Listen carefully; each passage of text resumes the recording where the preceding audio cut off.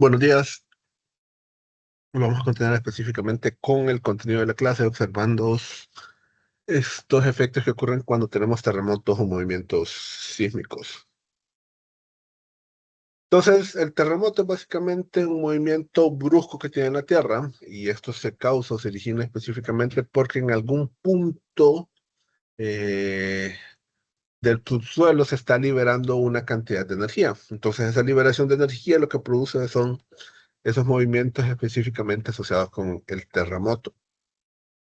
Entonces, estos movimientos hacen que las placas tectónicas tengan choques, y la liberación de esta energía reorganiza los materiales que están en la corteza terrestre. Pero, por ejemplo, esto ocurre, a veces se pueden producir niveles o cambios en los niveles específicamente de la Tierra en función a la magnitud del terremoto, o a los tipos de fallas que existen específicamente en dicho lugar, ¿verdad? Si recordamos normal, inversa, cizalla, es algo que puede ocurrir específicamente en cada uno de estos casos. Entonces, se utiliza generalmente estos que tenemos acá, los sismógrafos, para detectar específicamente la ubicación de cada uno de estos lugares.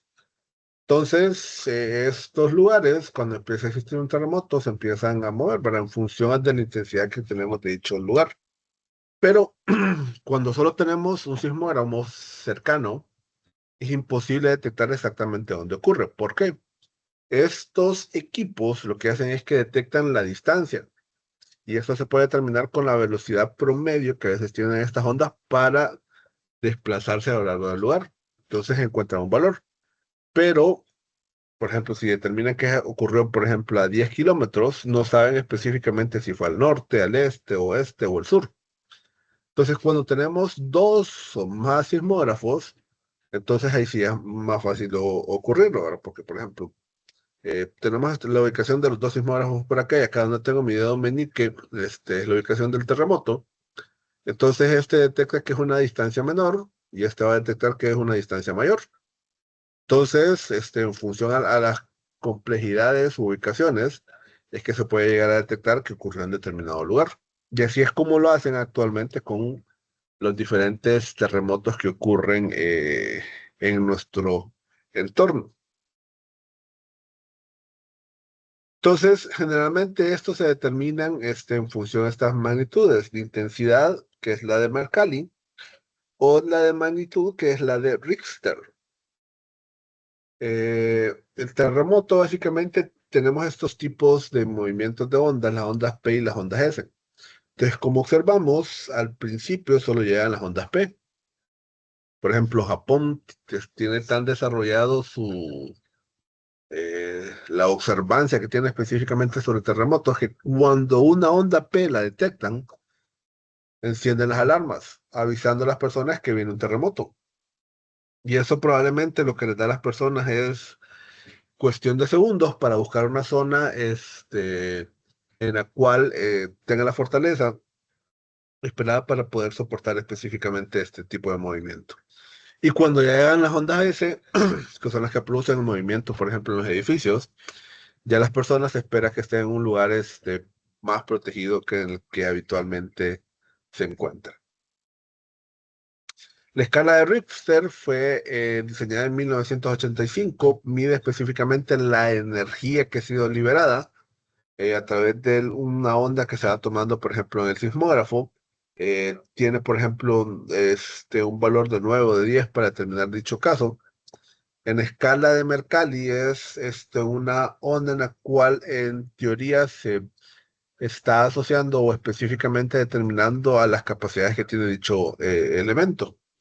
Y por ejemplo, el terremoto que se ha observado de una cantidad bastante elevada, por ejemplo, es el que ocurrió en Chile en 1960, que en escala de Richter alcanza una intensidad de 9.5.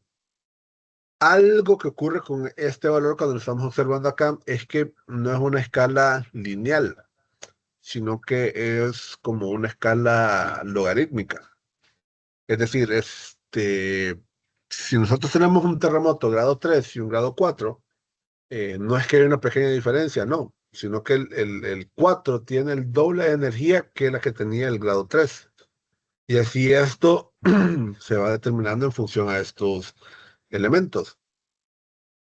Entonces, por ejemplo, un grado 5 representa que es 4 veces un grado 3 o 2 veces un grado 4. Y así se va generalizando específicamente con cada uno de estos valores,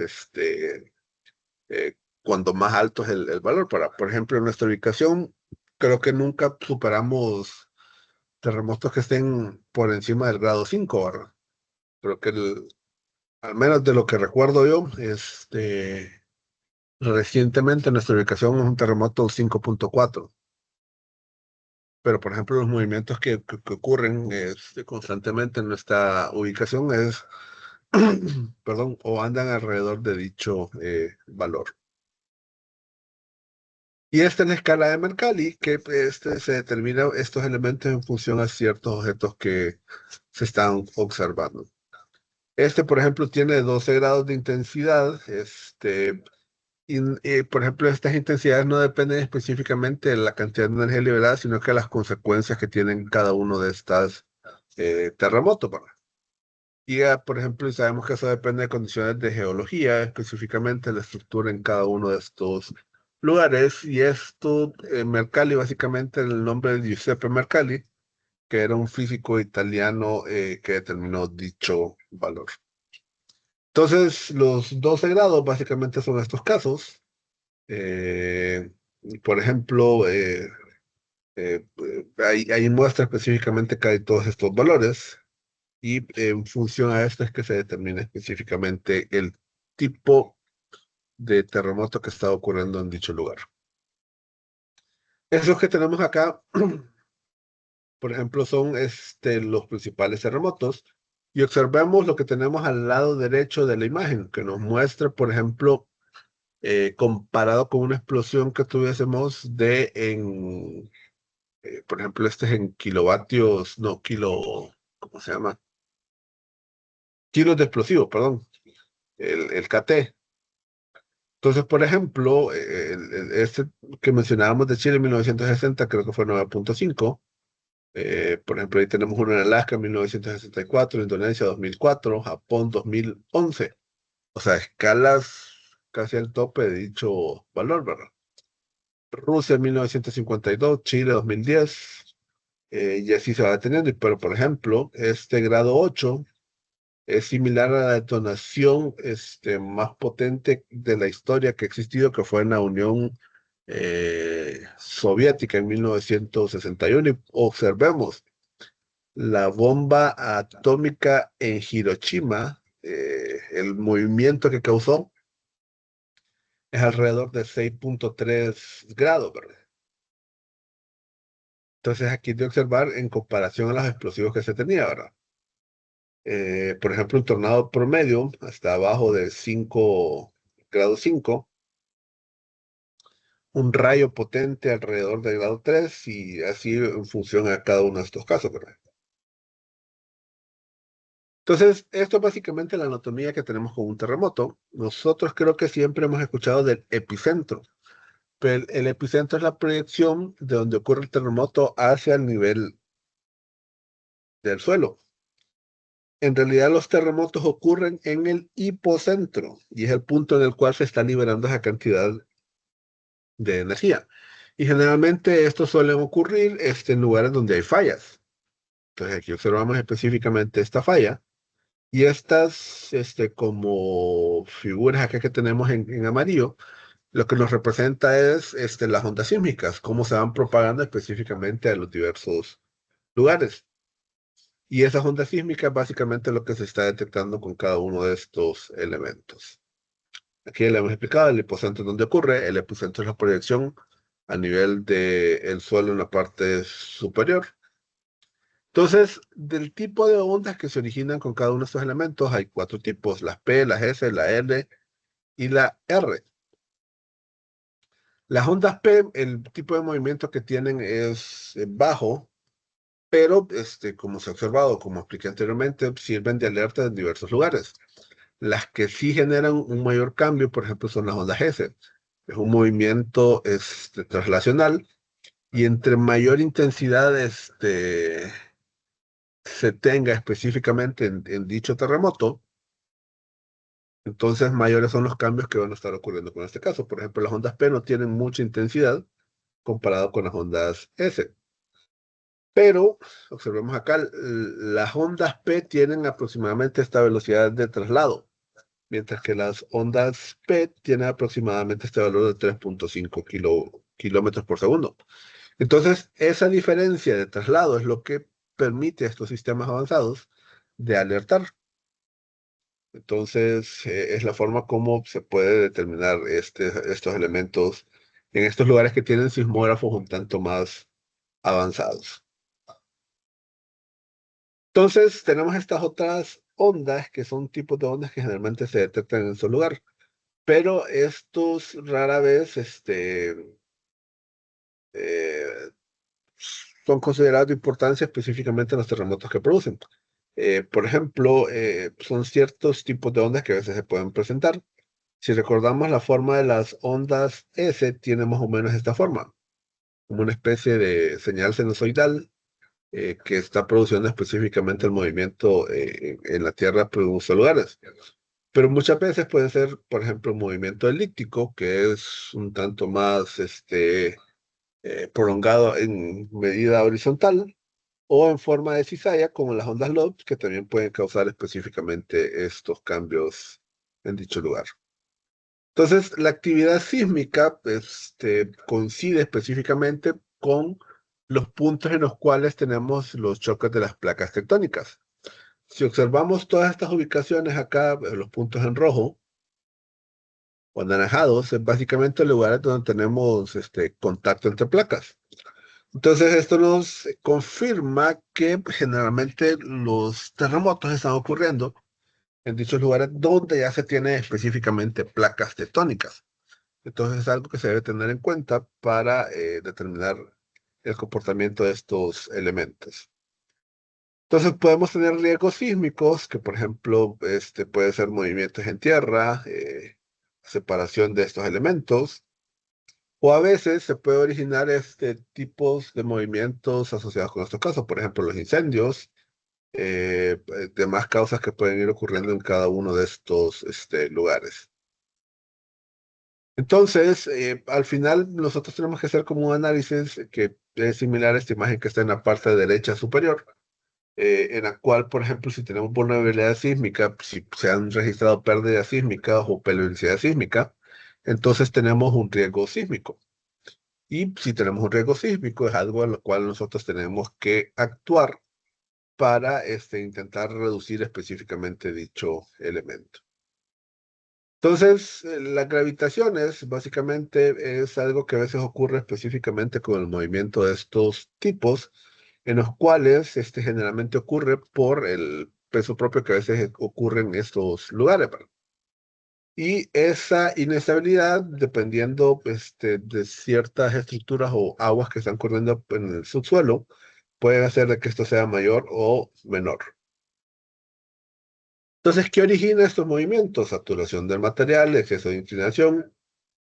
Cuando eliminamos la vegetación, causa específicamente este caso puntual, o por ejemplo las vibraciones que ocurren con los terremotos.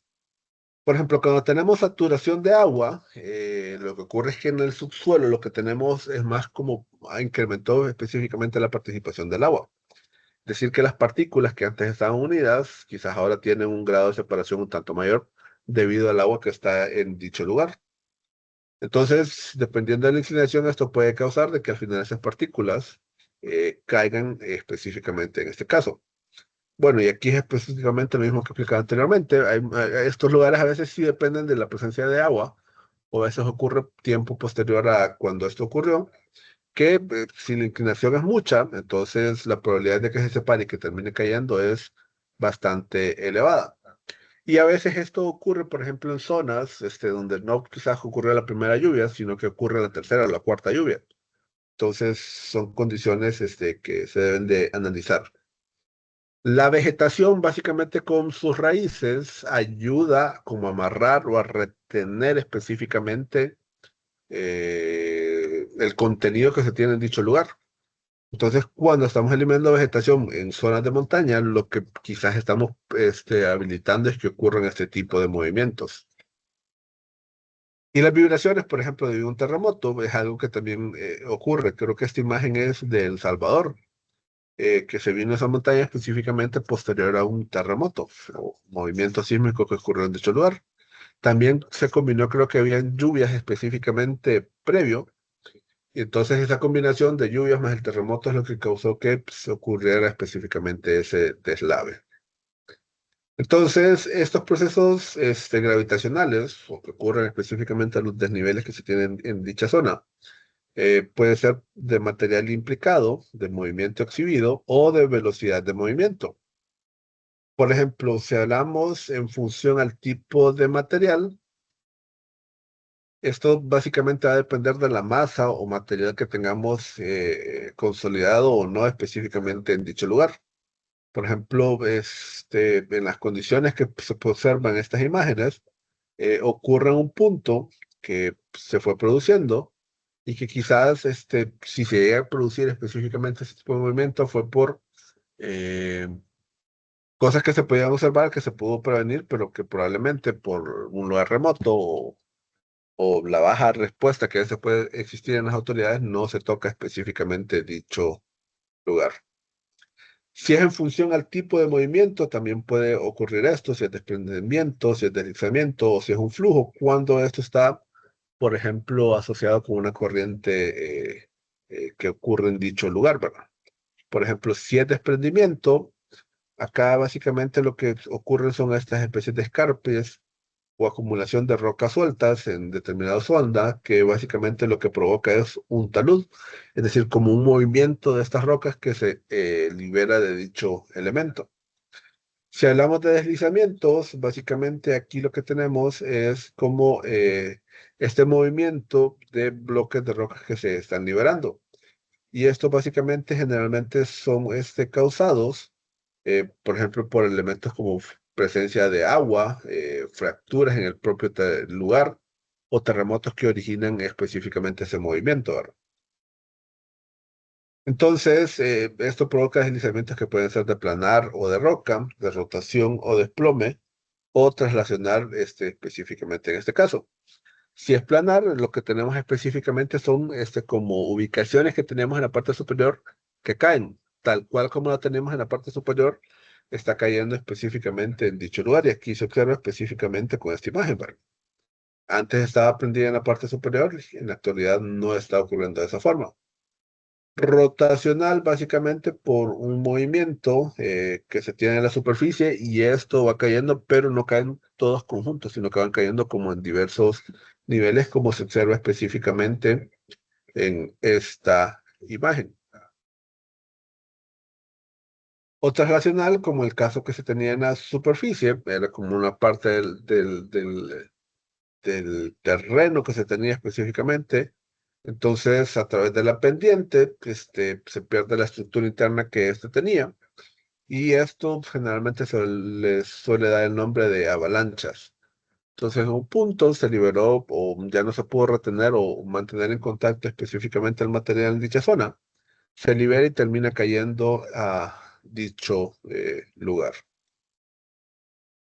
Y si hablamos de flujos de rubios, básicamente aquí lo que hablamos que básicamente este movimiento ocurre ya sea por ciertas rocas que se están liberando ante la presencia de agua asociado con dicho elemento. Si hablamos movimientos de tierra o de lahares, básicamente si decimos que de tierra es por flujos de derrubio o movimientos que producen específicamente estos escarpes. Y si hablamos de lahares, es básicamente flujos de derrubios que generalmente ocurren con material volcánico en dicho lugar. Vaya, por ejemplo, algo similar a estos lahares es la forma en la cual se explica, por ejemplo, la formación del lago de Yohoa.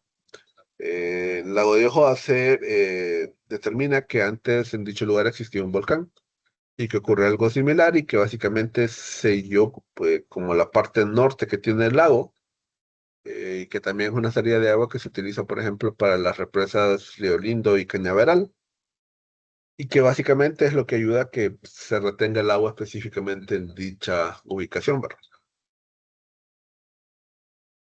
Y si ya ocurren este tipo de movimientos en función a la velocidad que tienen, entonces podemos tener movimientos rápidos cuando tenemos velocidades que trae específicamente el tipo de materiales que es superior a los 200 kilómetros por hora. A esto se le llama una avalancha o un movimiento de rocas que se está moviendo a gran velocidad. O puede ocurrir también por movimientos lentos, que generalmente estos ocurren, por ejemplo, por reptación, que es básicamente un desplazamiento del suelo a través de una pendiente. ¿Y cómo ocurre esto? Antes este material está en una ubicación y se va desplazando o va cayendo en cantidad de meses o un periodo de tiempo mayor considerado que quizás, por ejemplo, mencionar que esto ocurrió en un solo día, sino que es algo que se va moviendo y que, por ejemplo, muchas veces se da porque no hay muros de retención en dicho lugar. O, por ejemplo, no existe la estructura como L que ayuda a que esto no llegue específicamente a un punto determinado el movimiento de estos tipos, ¿verdad? Entonces, estos movimientos se producen quizás en cantidad de tiempo un tanto mayor, pero al final siempre terminan afectando específicamente dichas ubicaciones o zonas con dicho material. Quedamos por aquí por hoy. Vamos a tener la próxima clase, creo que hasta el sábado posterior a Semana Santa, ¿verdad? Para que lo tengan conocido. Pueden seguir realizando las actividades que están propuestas. Recuerden que si tienen algún problema con una de ellas para desarrollarlas, no duden en comunicármelo y de esa forma buscar una solución para lo mismo. Entonces, pasen buen día, pasen buena Semana Santa. Saludos.